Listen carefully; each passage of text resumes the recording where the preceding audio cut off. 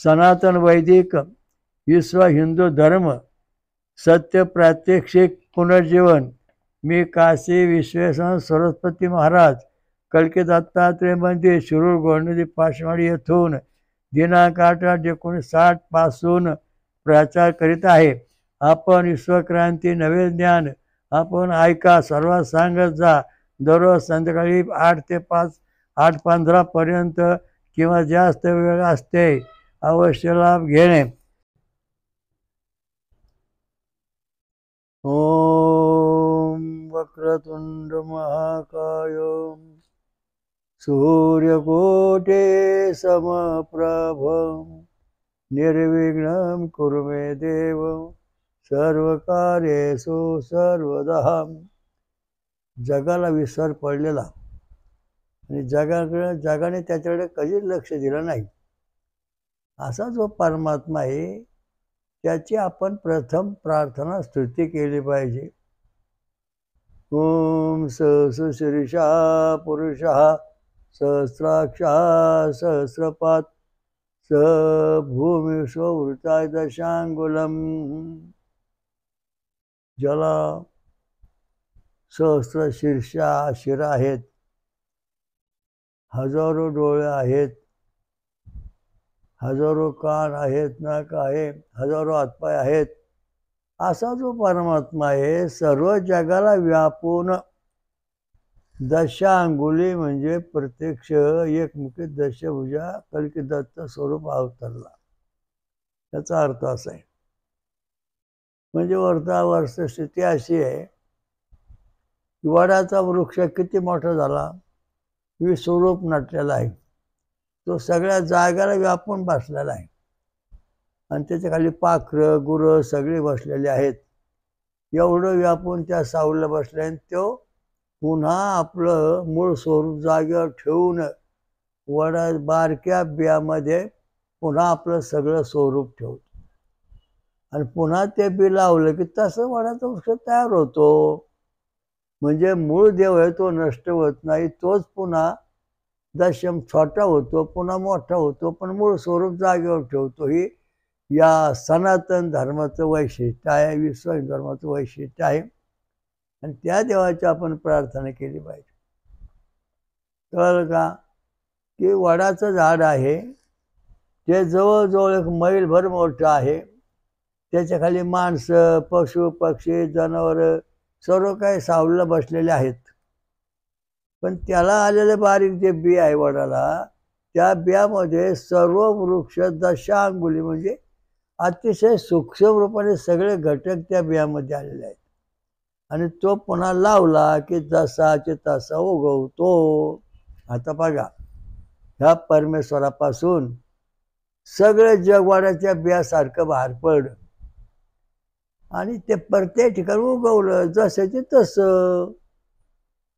म्हणजे हे तुम्हाला सिद्धांत समजला असला तर आपलं जीवन आपलं चरित्र आपलं रहस्य संपतं.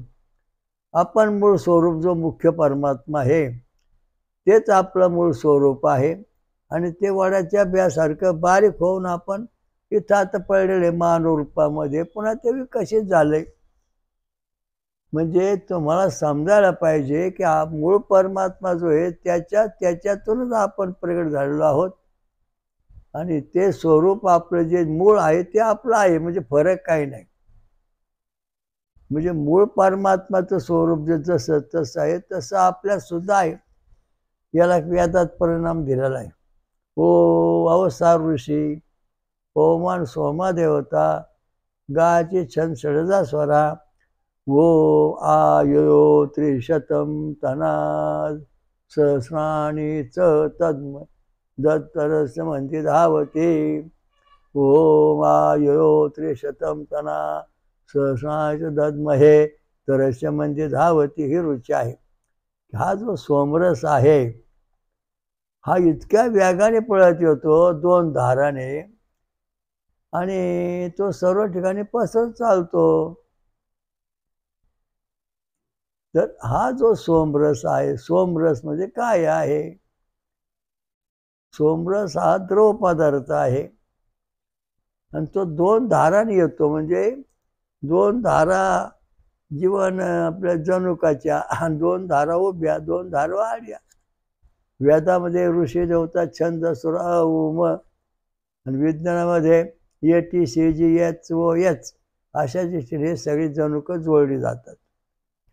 आणि हा सोमरस जो पेल्यानंतरच आध्यात्मिक शास्त्र जे आहे वेदाचं, तेच गुणधर्म ह्या विज्ञानामध्ये आहेत. विज्ञान ते शोधून काढलेलं आहे. त्याला फक्त नाव बदलले. हे वेदांचं ते 30,000 सुखं सांगितली. विज्ञान या ठिकाणी 30,000 जनुकं सांगितली. म्हणजे परमेश्वरापासून जे जग निर्माण झालं मानवी स्वरूप का इतर, ते आतापर्यंत जसंचे तसे त्यात कुठल्या प्रकारचा फरक झालेला नाही. जर फरक झाला तर जग जन्माला येणार नाही. जीव सृष्टी नष्ट होईल, मानव दिसणार नाही. परमेश्वराची जी गुणसूत्र DNA आहे ते ज्याचं जसं तसं आपल्यात आलेलं आहे. वडाचं झाड विशाळ रूप, त्याला बारीक बी आलं, त्या बियेमध्ये वडाचे सगळे DNA आणि RN जसे तसे आलेले आहेत. लावल्यावर ते पुन्हा तसंच होते. तशा प्रकारचा प्रत्येक जो जीव आहे, त्या जीवाने जर समजा आपला स्वतःचा विकास केला तर तो मूळ स्वरूपात येऊ शकतो. स्वतःचं स्वरूप पाहू शकतो. दुसऱ्यावर अवलंबून राहायची गरज नाही. स्वयं स्वयं स्वयं स्वतःच सगळं आत्मा स्वतःच स्वतः पूर्ण विकास होतो. आता वडाचं बियाचं वडच आहे, वड विशाल वड आहे.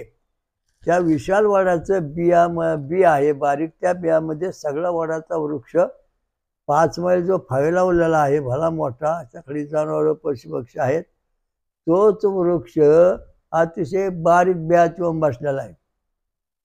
आणि तेच बी जेव्हा आपण लावू तेव्हा पुन्हा 5 मैलासारखा तो मोठा वृक्ष पुन्हा होतो. याचा अर्थ असा आहे की मानव प्राणी जो आहे हा परमेश्वरापासून जसाची तसा प्रगट झालेला आहे. म्हणून मानव हा परमेश्वराचा अंश आणि पूर्ण अंश आहे. अंश आहे म्हणजे कधी बी वडाचा अंश आहे, पण वडाचे बी रोप म्हणतो तो पूर्ण वड आहे, पूर्ण अंश आहे. तशा प्रकारचा आपण आपली जेव्हा प्रगती करू स्वतःच, तेव्हा आपण आपलं स्वयं मूळ स्वरूप जे आहे ते पाहू शकतो. आपलं स्वरूप काय आहे बुवा. तर हे जे गडबड आहे सगळी, ही आपल्याला समजली पाहिजे. त्याच्याकरता या ठिकाणी एक रुची आहे, तिथं आता आपण जातो आहोत. आनुवंशिक DNA तुम्हाला सांगितलेलं आहे. ओम निरेणानहं विधावते जहत अशर्याने तान्वात्रं समजिघ्रते युजः. गाळणीने गाळल्यावर हा सोमरस खालील सोमपात्रात वेगाने आवाज करीत पडतो.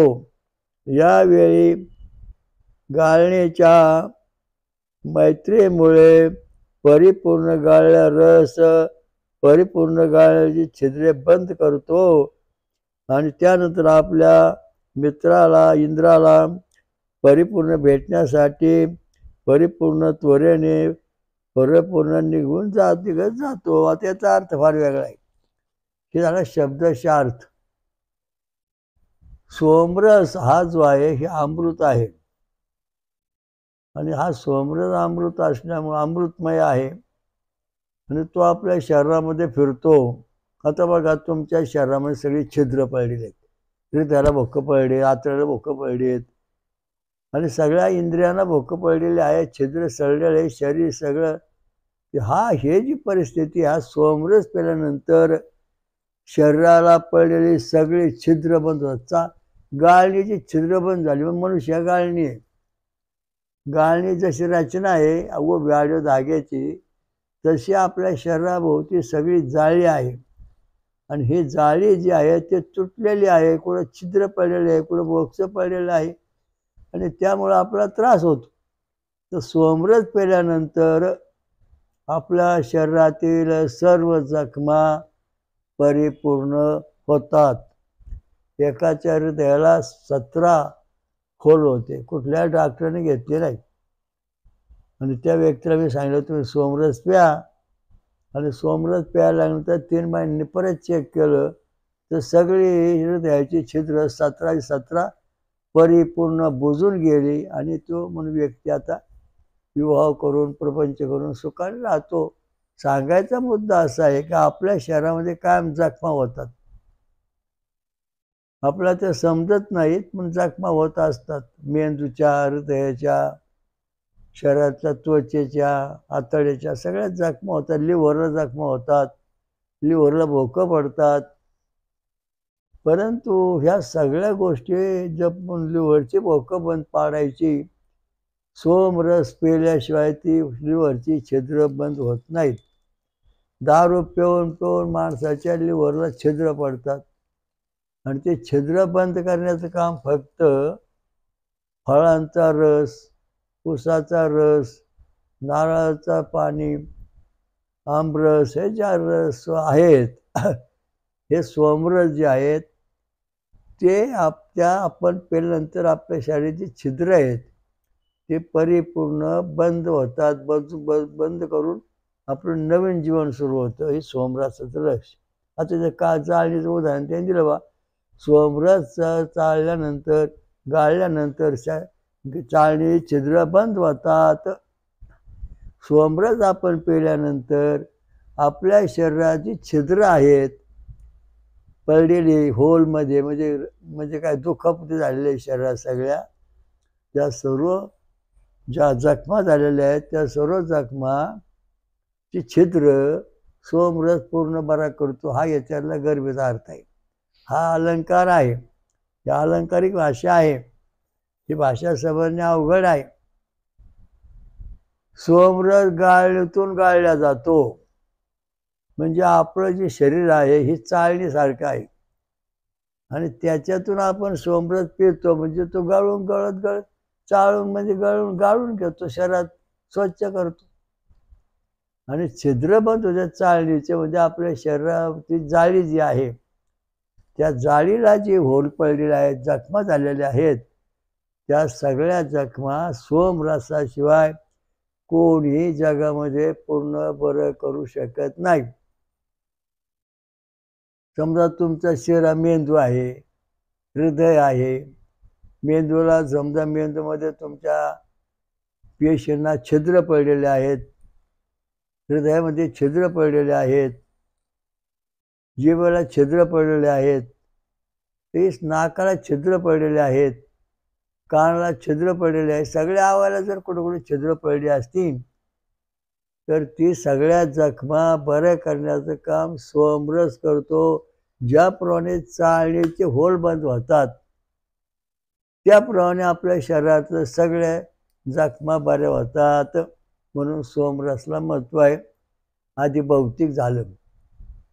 मग आता हे छिद्र बंद होतं याचा अर्थ असा आहे की ज्यावेळेला आपला परमार्थ प्राप्ती करायची त्यावेळेला मानवाच्या शरीराला जे छिद्र आहेत 9-10 कान, नाक, डोळे ही जी छिद्र आहेत ही सगळी छिद्र सोमरस बंद करतो.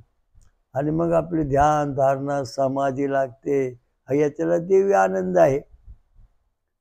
कारण आपले जे शरीरामध्ये नाक आहे, नंतर तोंड आहे, ही जी छिद्र आहे अशी 9 छिद्र शरीराला, कान आहे, कानाला छिद्र आहेत. त्या सोमरस पेल्यानंतर काही काळ ही सगळी छिद्र परिपूर्ण चाळणीसारखी बंद होतात. आणि मग आपल्याला बाहेरचा आवाज आत येत नाही, आतला आवाज बाहेर जात नाही, किंवा बाहेरचा जे प्रदूषित आवाज आहे ते येत नाही. मग आपली समाधी लागते, निर्विकल्प समाधी. आणि मग समाधीची पूर्ण अवस्था सोमरसामुळं प्राप्त होते. हा याच्याला खरा आनंददायक अर्थ आहे. शब्दाचा अर्थ झाला.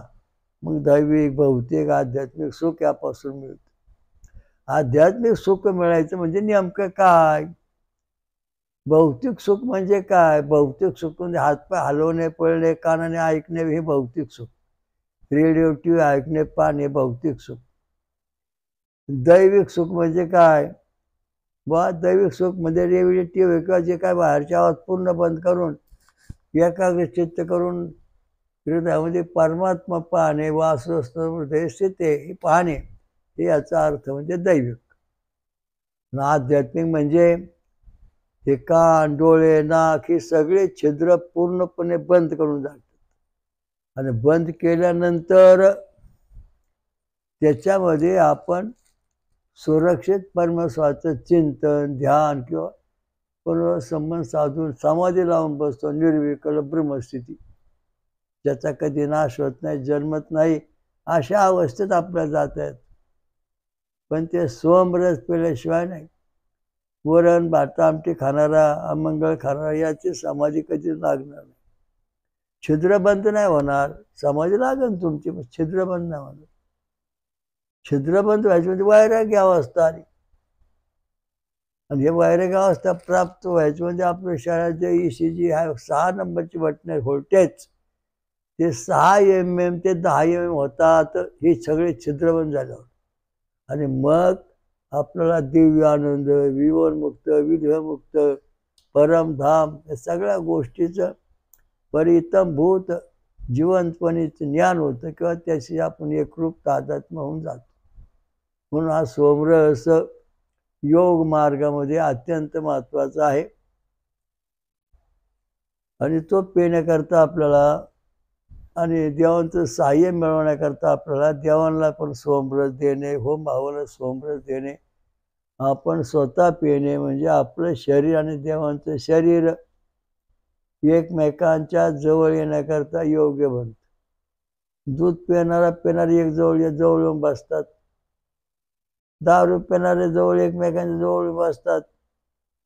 दारू पिणारा आणि दूध पिणारे दोन्ही माणसं एका जवळ येऊन बसत नाहीत, कारण त्यांचा स्वभाव, त्यांची छिद्र वेगळी. दारूवाले छिद्र ओपन, दूधवाल्याची छिद्र बंद व्हायला लागतात, म्हणून तो त्याच्यापासून दूर जातो एकांतामध्ये. तर आपल्या शरीरातली सगळी इंद्रिय बंद करण्याकरता आपल्याला खूप मोठा प्रयास करावा लागतो.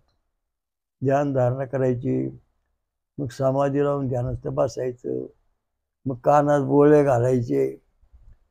अशा दृष्टीने काय तोडगे ताडगे करून ही छिद्र बंद करून एकाग्र मन होण्याकरता तो अभ्यास केला जातो. आणि एकाग्र मन होण्याकरता सोमरस पिल्यानंतर सगळी शरीराची छिद्र बंद होणार, डोक्यातले वैकल्पिक विचार आहेत ते नष्ट होणार, आपण निर्विकार अवस्थेत जाणार, भावातीत अवस्थेत येणार आणि मग ही सगळी छिद्र बंद झाल्यानंतर आपली ही अवस्था तयार होणार. मग आपला परमानंद, दिव्य आनंद, ब्रह्मानंद होतो. तसा होत नाही. वरण भात आमटी खाणारे महाराज, तुम्ही परमेश्वर प्राप्ती करू शकत नाहीत, तुम्ही फक्त पित्र मिळू शकता. भूत्यान मार्गातले महाराज आणि देवदेवता हो, तुम्हाला स्वर्गात कुठे प्रवेश नाही. तुमचे छिद्र कवाच बंद होणार नाही, ते काय हाव करीत राहणार, मोहमाया वाढत राहणार. पितरांची छिद्र बंद होणार नाही, ती मोहमाया वाढवणार.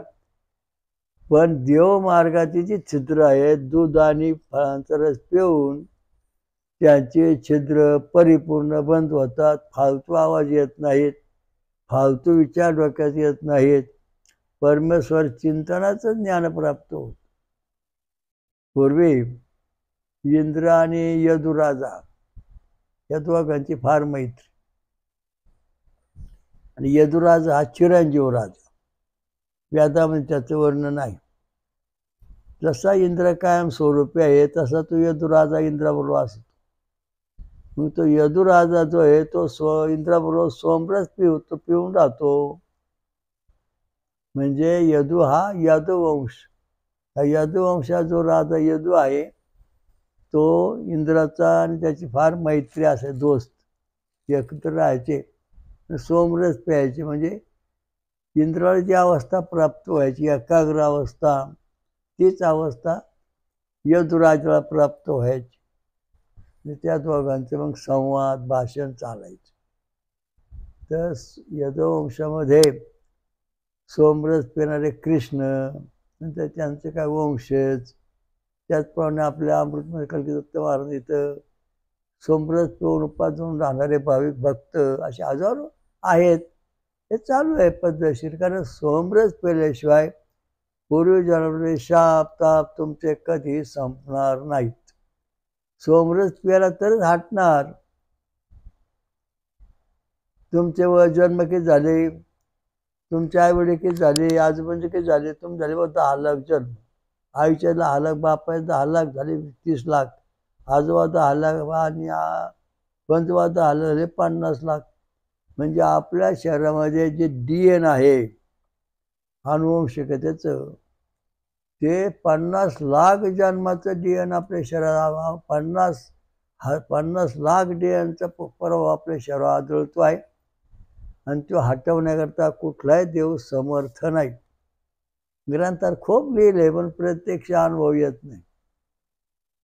मग हा अनुभव येण्याकरता आपण जेव्हा सोमरस पिऊ तेव्हा आपली 6 बटणं हृदयाची काळजी आमची 6 mm ते 10 mm होतील.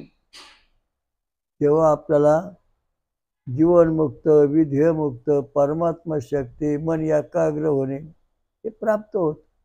बरेच लोक विचारतात, महाराज मन एकाग्र होत नाही, सारं थरथर कापतंय, भीती वाटते. याचं कारण आहे तुमचा जो आहार आहे खाण्याचा, तोच मुळे तुम्हाला भीती निर्माण करणार आहे. तोच आहार तुम्हाला भीती निर्माण करणारा आहे. तोच आहार तुम्हाला खाली रस्ता तळाला नेणार आहे. तोच आहार तुम्हाला काहीच करून देणार नाही. त्याच्याकरता आपण सोमरस सतत प्यायला पाहिजे, त्याचा उपयोग केला पाहिजे. आपलं मन एकाग्र ठेवणे हे सोमरसाचं पहिलं कर्तव्य. नंतर आपला ब्रह्मज्ञान होणे, सत्य समजणे हे त्याचं कर्तव्य. बलवान बनवणे हे त्याचं कर्तव्य. भगवान कल्की दत्त पूर्ण अवतार महासत्ता बनणार. कारण कसा बनणार? सोमरस घेऊन बनणार, तसं बनू शकत नाही.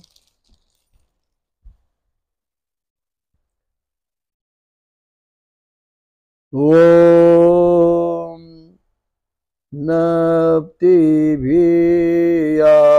विवसतः शुभ्रः नमामृते युवागः कृण्वाना निर्निजः.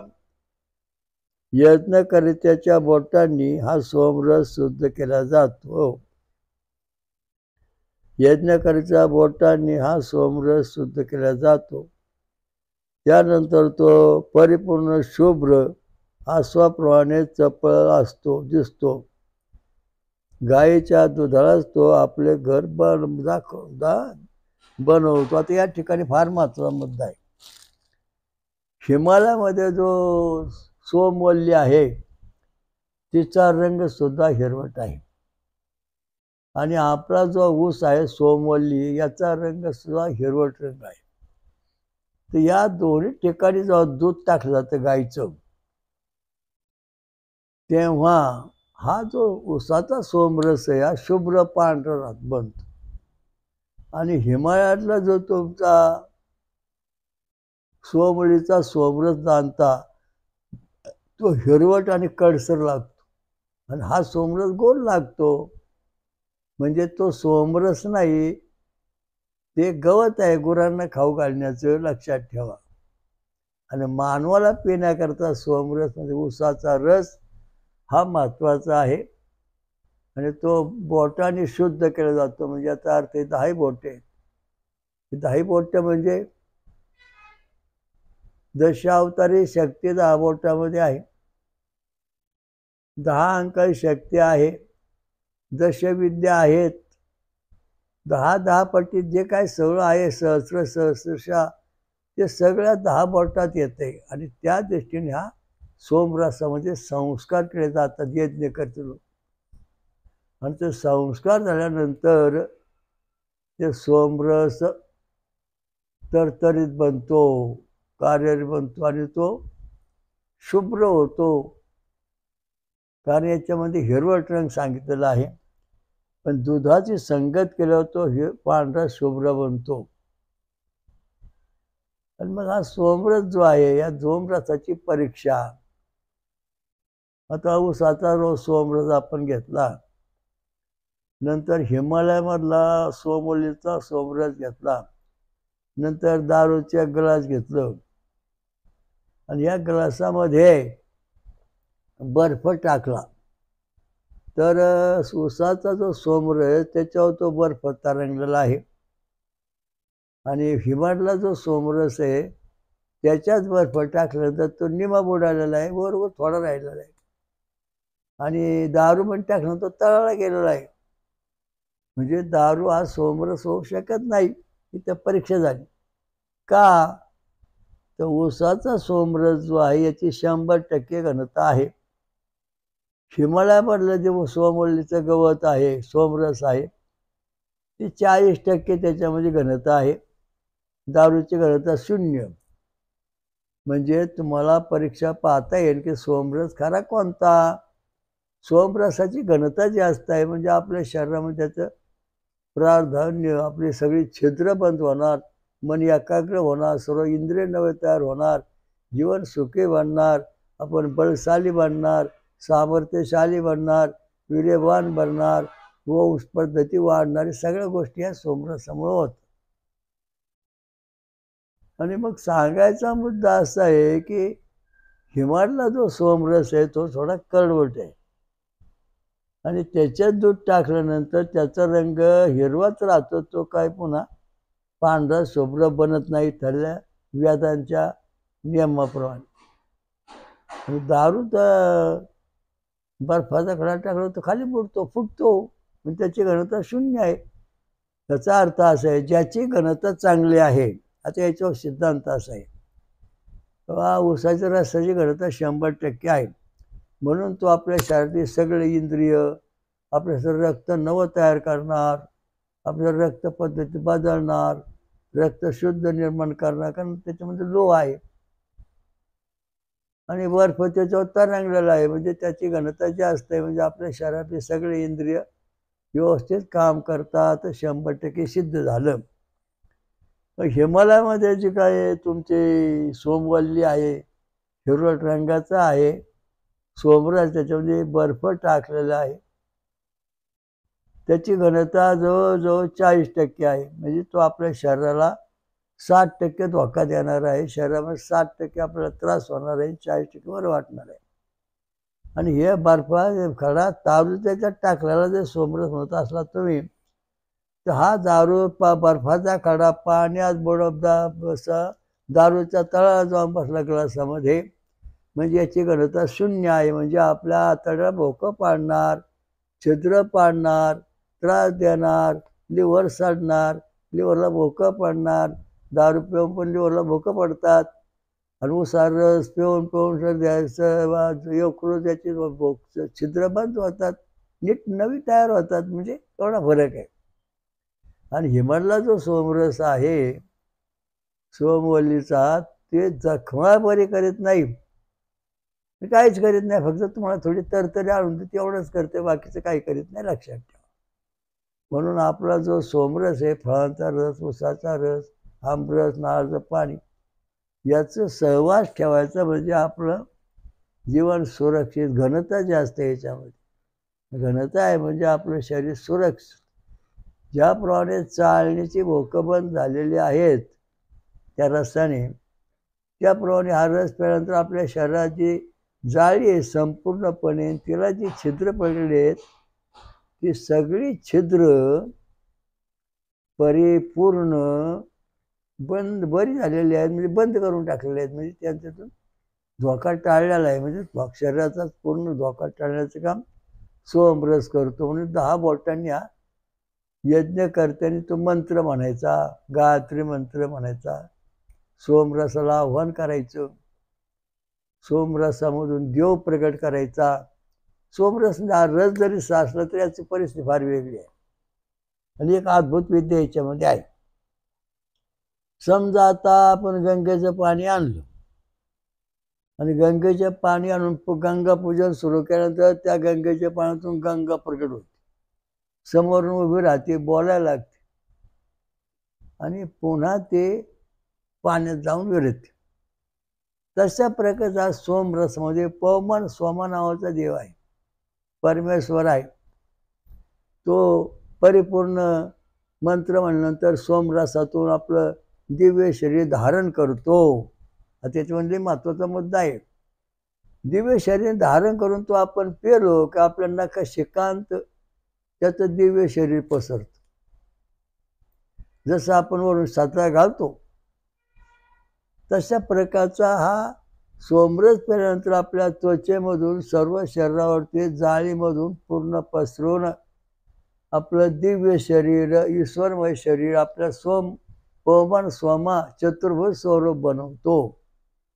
म्हणजे आपण सोमरस पेणारा मनुष्य हा जिवंतपणीच चतुर्भुज सोमरस आणि परमेश्वर स्वरूप होतो. इतकं महत्व याच्यामध्ये सांगितलं. म्हणून तो मंत्रावा लागतो. तो मंत्रावर नंतर ते बोटाने मंत्रून म्हणायचं, त्याला स्पर्श करायचा.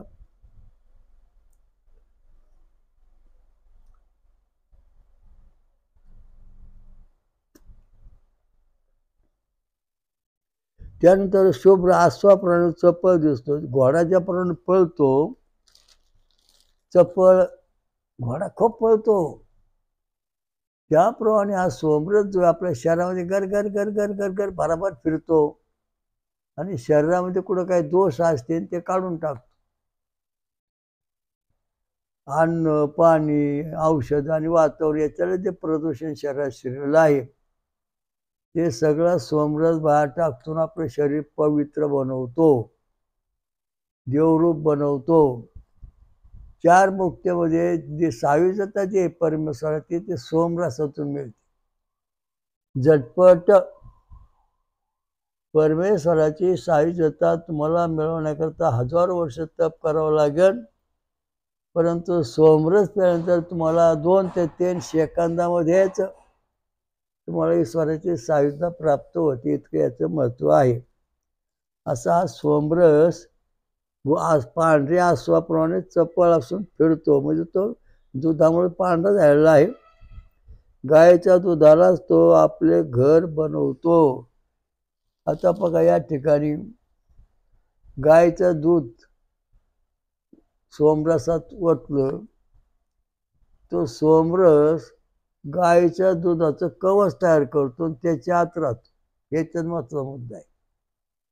ज्याप्रमाणे शेंगदाण्याचं टरफल त्याच्यामुळे शेंगदाणा तयार राहतो, त्याप्रमाणे हा सोमरस आपल्या शरीराचं कवच तयार करतो. आपल्या शरीरावर छंदाचं गायत्री छंद आणि शरीराचं स्वराचं, आणि त्याच्यामध्ये हा सोमरस संपूर्ण शरीरामध्ये पसरतो.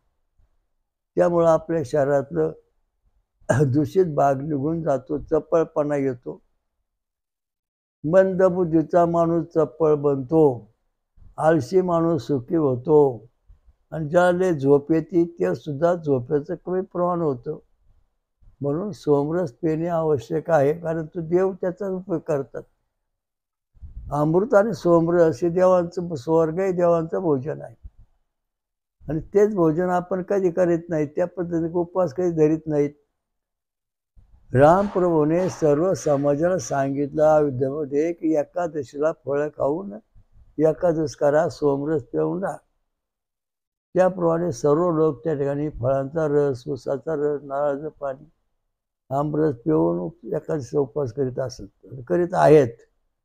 तर त्याचा परिणाम त्यांच्या जीवनावर होऊन त्यांना ईश्वर प्राप्ती झाली. एका जन्मात मोक्ष मिळवण्याचं मुख्य साधन म्हणजे सोमरस पिणे. आणि हा सोमरस आपल्या शरीरात कार्य करतो की नाही याचा पुरावा आपला पाहायचा असेल तर सोमरस तुम्ही महिन्यावर पिल्यावर एक 2 इशीची काढा, कार्डिगम काढा, नंबर 1 to 6 हे जर पॉझिटिव्ह 10 mm आले तर तुम्हाला ईश्वर साक्षात्कार झाला असून तुम्ही आता ईश्वरमय बनलेला आहात हा सिद्धांत या ठिकाणी आपल्या अनुभव होतो. विधेयमुक्त, जीवनमुक्ती, ब्रह्मस्थिती हे सगळं ज्ञान इथं होतं.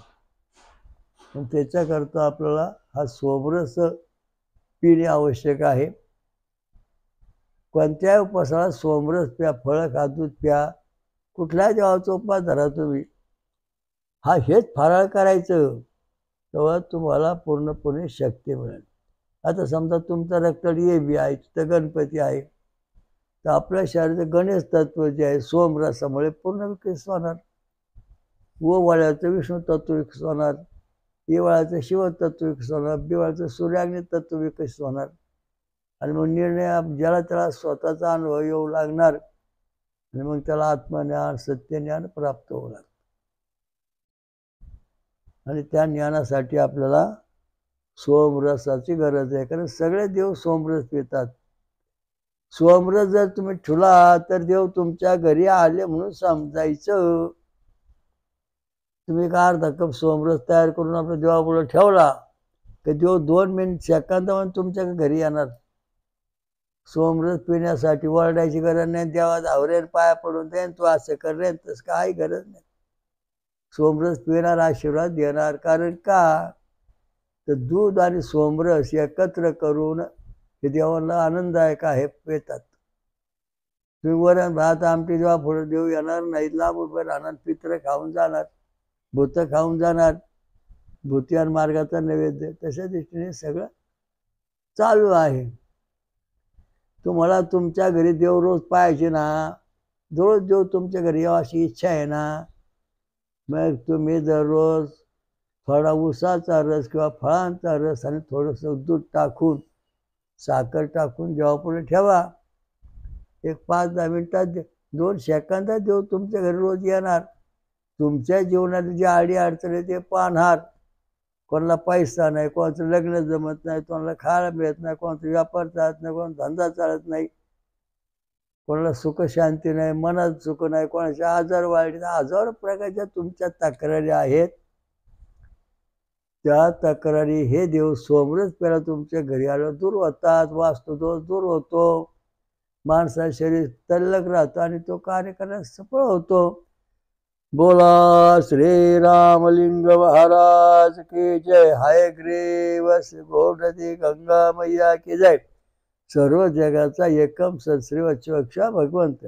ओम सहस्र शीर्षा पुरुषा सहस्राक आख सहस्राक्षरपात समृत्या दशांगुलम.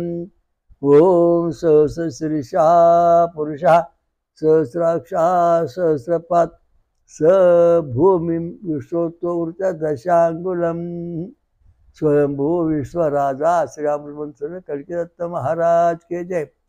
जगात आणि महाराष्ट्रात 5वं महाशक्तिपीठ निर्माण करणारी कलो कल्की प्रियाई महापंचसागरेश्वरी महादुर्गा माता की जय. काल भैरव की जय. खंडेश्वर की जय. हनुमान की जय. शनीश्वर की जय. सर्व देव देवता की जय. साधू संतन की जय.